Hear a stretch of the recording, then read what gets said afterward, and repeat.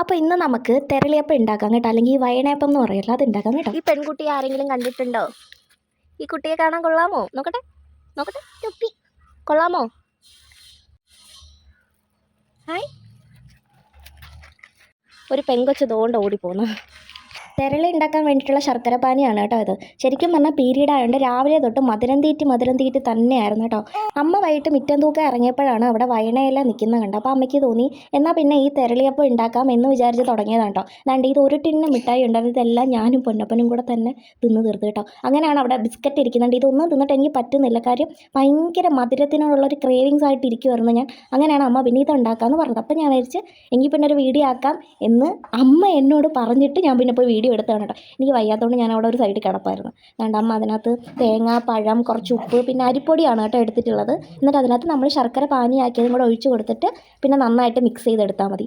ആദ്യം ഒഴിച്ചപ്പോൾ ചൂടായതുകൊണ്ടാണ് അമ്മ ഈ കുറച്ച് ഇതൊക്കെ കൊടുത്ത് കരണ്ടി കൊണ്ടൊക്കെ ഇളക്കുന്നത്. അതിനുശേഷം ചൂട് മാറിയോണ്ട് അമ്മ നമ്മുടെ കൈപ്രയോഗം തന്നെ തുടങ്ങി കേട്ടോ. ചിലർ ഇത് കുമ്പിളായിട്ടാണ് ചെയ്യുന്നത് കേട്ടോ.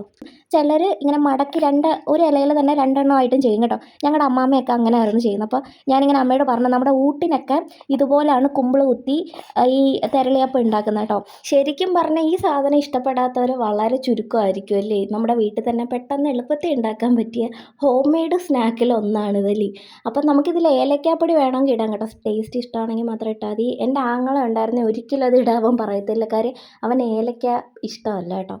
അപ്പോൾ അതാണ്ട് സംഭവം റെഡി ആയിട്ടുണ്ട്. ചായയുടെ കൂടെ അടിപൊളി സാധനമാണ്, പെട്ടെന്ന് വീട്ടിൽ ഉണ്ടാക്കാൻ പറ്റുന്നതാണ്, പ്രത്യേകിച്ച് പൈസ ചിലവൊന്നും ഇല്ലാത്തതാണ്.